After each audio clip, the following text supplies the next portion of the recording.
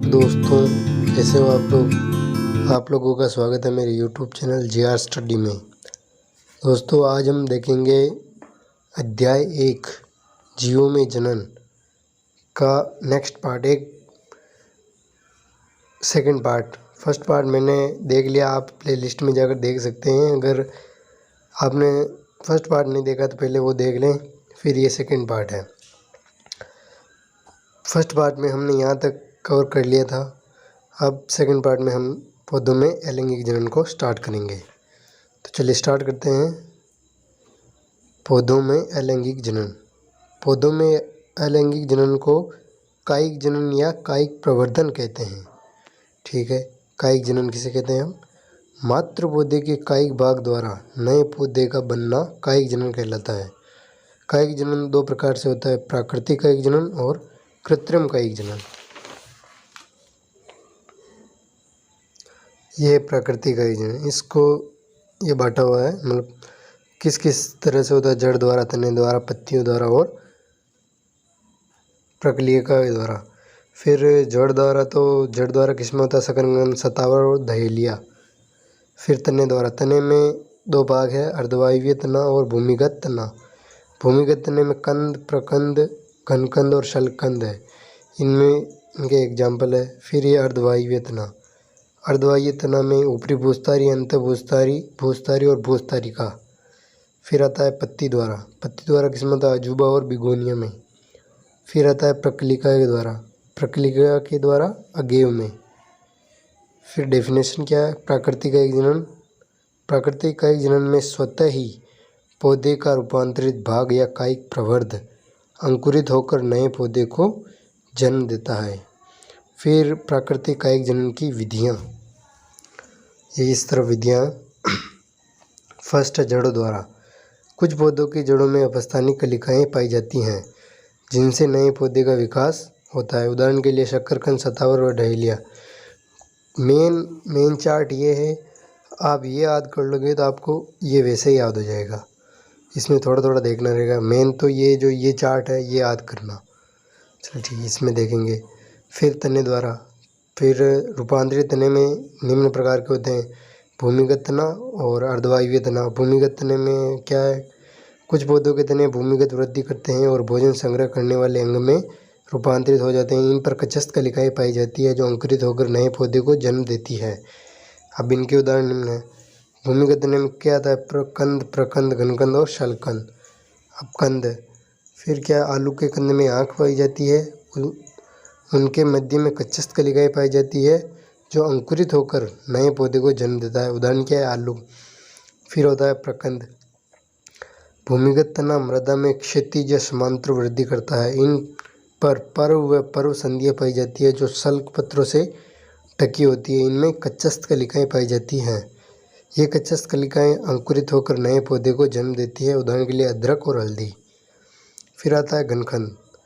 घनकंद ये मृदा में ऊर्ध्व दिशा में वृद्धि करते हैं। इनमें पर्व संधियों पर कच्चस्थ कलिकाएँ पाई जाती है जो शल्क पत्रों द्वारा ढकी होती है। यही कच्चस्थ कलिकाएँ अंकुरित होकर नए पौधे को जन्म देती है। उदाहरण के लिए जिम्मीकंद, बंडा, अरवी, केसर। फिर है शल्ककंद। शल्ककंद पौधे का वह भाग है जो भोजन संग्रह करके रसीले व गुदेदार हो जाते हैं। इनमें रसीले व गुदेदार शल्क पत्र पाए जाते हैं जिनमें कच्चस्थ कलिकाएँ होती है। उदाहरण के लिए प्याज, लहसुन, आलू। ये स्क्रीनशॉट ले सकते हो आप, फिर स्क्रीनशॉट लेके बाद में उतार सकते हो। ठीक है दोस्तों, आप मेरे चैनल पर नए हो, चैनल को सब्सक्राइब कर दें और वीडियो अच्छा लगा तो लाइक करें। और मैं इसी तरह की और वीडियो बनाऊंगा। सभी दूसरे, तीसरे, चौथे सभी चैप्टर के नोट्स आपको मैं इस यूट्यूब चैनल पर अवेलेबल करा दूंगा। आप सब्सक्राइब कर ले ताकि कोई भी मैं नया वीडियो बनाऊँ तो वो आपके पास जल्दी से जल्दी आ जाए। फिर आता है अर्धवायवीय तना। फिर अर्धवायवीय तना में क्या है? इस प्रकार का तना भूमि के समांतर या क्षैतिज वृद्धि करता है।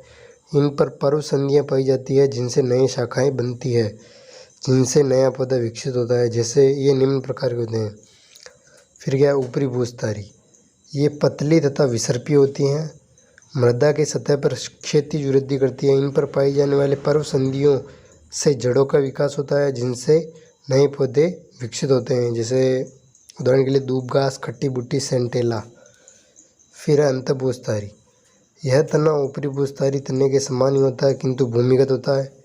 यह कुछ दूर तक समांतर या क्षैतिज वृद्धि करता है और आगे चलकर इनकी पर्व संधियों से अपस्थानिक जड़ें विकसित होती है जिनसे नए पौधे का निर्माण होता है। उदाहरण के लिए पुदीना, गुलदाउदी और मिंट। फिर आता है भूस्थारी। ये मातृ पौधे से वायवीय वृद्धि करते हैं तथा कई दिशा में निकलते हैं। इन पर पर्व संधियाँ पाई जाती है जो मातृ पौधे से दूर नए पौधे को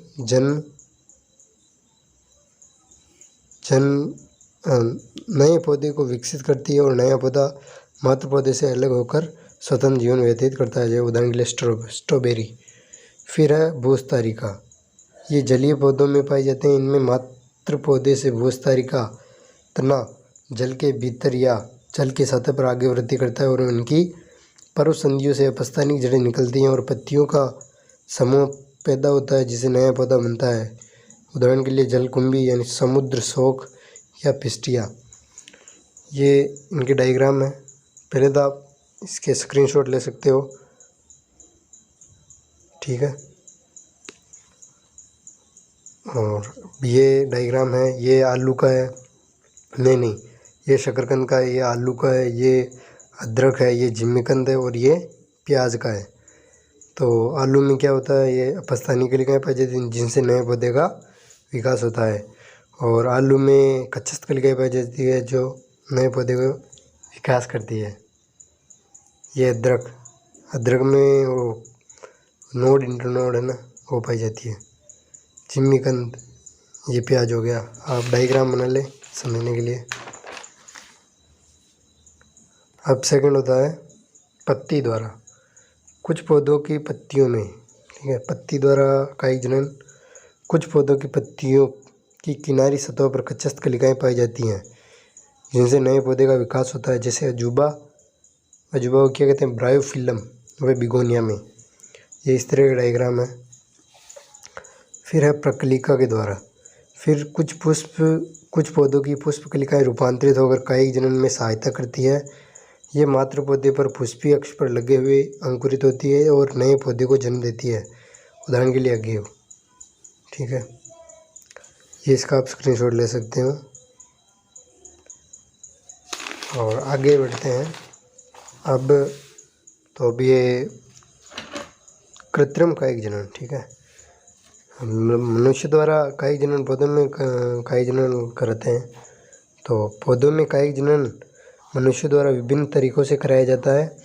अतः इस प्रकार से कायिक जनन मनुष्य द्वारा कराया जाता है कृत्रिम कायिक जनन कहलाता है। कृत्रिम कायिक जनन की कुछ विधियाँ हैं। पहली है कलम प्रक्रिया। इस प्रक्रिया में पौधे की छोटी छोटी टहनियों को काट लिया जाता है, परंतु इस बात का ध्यान रखना होता है कि इन कटी हुई टहनियों पर कच्छस्थ कलिका होना अनिवार्य है, क्योंकि कच्छस्थ कलिका से ही नए पौधे का निर्माण होता है। यह टहनियाँ ही कलम कहलाती है। इन्हीं कटी हुई टहनियों को मृदा में गाड़ दिया जाता है जिससे बाद में नया पौधा बन जाता है। कलम लगाने की प्रक्रिया किसमें होती है, जैसे गुलाब, गुड़हल, अंगूर और नींबू वाले में। ये इसका थोड़ा समझने के लिए डायग्राम। फिर नेक्स्ट है दाब लगाना। इस क्रिया में मात्र पौधे के तने की शाखा को मृदा से इस प्रकार गाड़ दिया जाता है कि इसका अग्रभाग, ये आगे वाला भाग, अग्रभाग वायु में होता है और दबे हुए भाग से कुछ समय पश्चात जड़ी निकलती है। इस तने को मात्र पौधे से अलग कर दिया जाता है जिसे स्वतंत्र पौधे के रूप में विकसित होने दिया जाता है। यह प्रक्रिया अंगूर, स्ट्रॉबेरी जैसे पौधों में होती है। फिर आती है रोपण में ग्राफ्टिंग। इस विधि द्वारा पौधे की उत्तम किस्मों को विकसित की जा सकती है। इसमें एक ही जाति के अच्छे किस्म वाले पौधे की कलम को दूसरे सामान्य या निम्न किस्म वाले पौधे के स्कंद पर लगा दिया जाता है। इसमें समझने के लिए क्या है, कलम उच्च पौधे की टहनी है और स्कंद निम्न पौधे की टहनी है। इन दोनों पौधों को इस प्रकार से जोड़ा जाता है कि एक ही प्रकार के पौधे के रूप में विकसित हो। इस प्रक्रिया को ही रोपण कहते हैं। लगभग 4 से 5 सप्ताह के बाद कलम वाले स्थान से पट्टी को हटा दिया जाता है। यह विधि आम, सेव, नींबू आदि में अपनाई जाती है। यह इसका डायग्राम देख लो। फिर है लास्ट गुट्टी बांधना। यह प्रक्रिया प्राय पुराने वृक्षों में अपनाई जाती है क्योंकि उनकी शाखाएं मोटी होती है और इन्हें आसानी से मोड़ा नहीं जा सकता। ऐसे वृक्षों में गुट्टी बांधने हैं तो इन शाखाओं से छाल हटा दी जाती है। इसे वलयन कहते हैं। इस भाग को आवश्यक तत्व युक्त मृदा का लेप लगाया जाता है तथा रुई से लपेट कर नमी दी जाती है। इस नमी को बनाए रखने हेतु इसे पॉलीथीन से लपेट दिया जाता है जिससे सूक्ष्म जीव का खतरा नहीं होता। कुछ समय पश्चात नम भाग से जड़ें निकलती हैं। अब इस भाग को जनक पौधे से अलग करके दूसरी जगह पर गाड़ दिया जाता है। यह है इसका डायग्राम। अब हम देख लेते हैं कायिक जनन का महत्व और कायिक जनन की हानियाँ। कायिक जनन का महत्व। यह जनन की यह प्रक्रिया सबसे समान होती है। इसमें लैंगिक जनन की तरह मकरंद, सुगंध, पुष्प आदि बनाने की आवश्यकता नहीं होती। यह उन पौधों के लिए महत्वपूर्ण है जिनमें बीज नहीं बनते, जैसे केला, अनानास, गुलाब, अंगूर आदि। एक ही पौधे के कई भागों से सारे पौधे विकसित किए जा सकते हैं। इस प्रकार के जनन में सिर्फ एक ही जनक भाग लेते हैं। इसमें पौधे की संख्या में वृद्धि काफ़ी तेज़ी से की जा सकती है। ये तो हो गए लाभ, महत्व। अब यह है हानियाँ। हानियाँ क्या क्या है? तो कायिक जनन द्वारा पौधे की नई किस्में तैयार नहीं की जा सकती। इस प्रकार के जनन में विभिन्नता उत्पन्न नहीं होती। कायिक जनन द्वारा उत्पन्न संततियों में मात्र पौधे के सभी विशिष्ट लक्षणों के साथ साथ रोग का भी संचरण होता है। फिर क्या, इस प्रकार के जनन में काफ़ी समय बाद ह्रास होने लगता है या लक्षण विलुप्त होने हो जाते हैं। अब है लैंगिक जनन। पहले तो आप इसका स्क्रीनशॉट ले लें ताकि बाद में उतारने में आपको आसानी रहे। ठीक है, अब हम स्टार्ट करते हैं लैंगिक जनन। लैंगिक जनन। इस प्रकार के जीवों में जनन है तो लैंगिक अंग पाए जाते हैं जिनमें युग्मक का निर्माण होता है। युग्मक अगुणित संरचना होती है जिन्हें नर में शुक्राणु तथा मादा में अंडाणु कहते हैं। शुक्राणु व अंडाणु के संलयन से एक द्विगुणित संरचना युग्मनज का निर्माण होता है जो वृद्धि करके भ्रूण बनाता है तथा भ्रूण विकसित होकर नए संतान को जन्म देता है। ये लैंगिक जनन तो अभी तो बहुत थोड़ा ही है। फिर जब सेकंड चैप्टर पढ़ेंगे उसमें बहुत ही विस्तार से है, वो भी मैं आपको बताऊंगा, सब डायग्राम वाइग्राम। फिर यदि नर युग्मक व मादा युग्मक दोनों का निर्माण एक ही जीव में होता है तो ऐसे जीव को क्या कहते हैं? द्विलिंगी जीव कहते हैं, जैसे केचुआ, स्टारफिश, व्हेल, जोंक, फीताकृमि आदि। फिर यह ऐसे जीव जिनमें नर युग्मक और मादा युग्मक अलग अलग प्राणी में बनते हैं, ऐसे जीवों को हम एक लिंगी जीव कहते हैं, जैसे मनुष्य हो गया, गाय, भैंस, बंदर आदि है। फिर पौधों में लैंगिक अंग के रूप में पुष्प पाया जाता है। पुष्प पर नर व मादा भाग पाया जाता है। यदि पुष्प में दोनों भाग नर व मादा भाग पाए जाते हैं तो ऐसे पुष्प को द्विलिंगी पुष्प कहते हैं तथा ऐसे पौधे जिनमें द्विलिंगी पुष्प उत्पन्न हो उन पौधों को द्विलिंगी पौधा कहते हैं। पुष्प जिनमें नर व मादा भाग अलग अलग पुष्प पर उत्पन्न होते हैं, ऐसे पुष्पों को हम एक लिंगी पुष्प कहते हैं तथा ऐसे पौधे जिनमें एक लिंगी पुष्प का निर्माण होता है, ऐसे पौधों को एक लिंगी पौधा कहते हैं। फिर ये नेक्स्ट स्क्रीनशॉट ले सकते हो। फिर चूंकि लैंगिक जनन में दो विपरीत जनक नर व मादा भाग लेते हैं, अर्थात नए संतान में इन दोनों के आनुवंशिक पदार्थ पहुँचे जिससे नए संतान में एक नया आनुवंशिक लक्षण उत्पन्न होता है तथा विभिन्नता उत्पन्न होती है।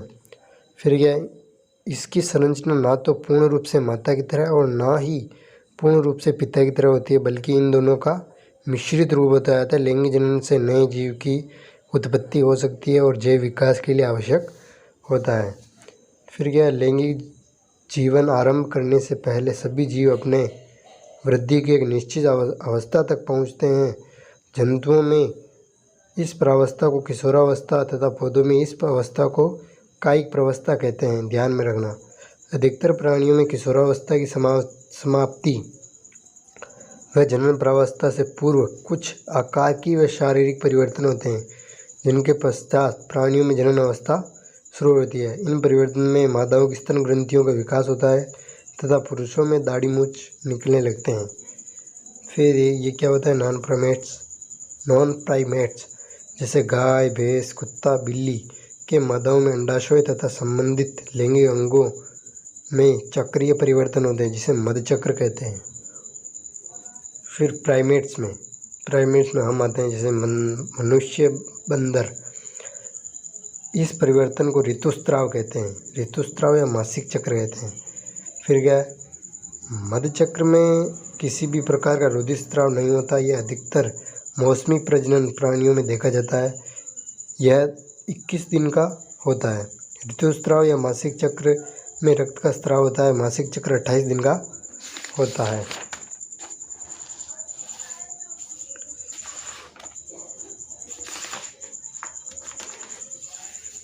यहाँ पे स्क्रीनशॉट ले सकते हैं। अब मौसमी प्रजनक प्राणी, अधिकांश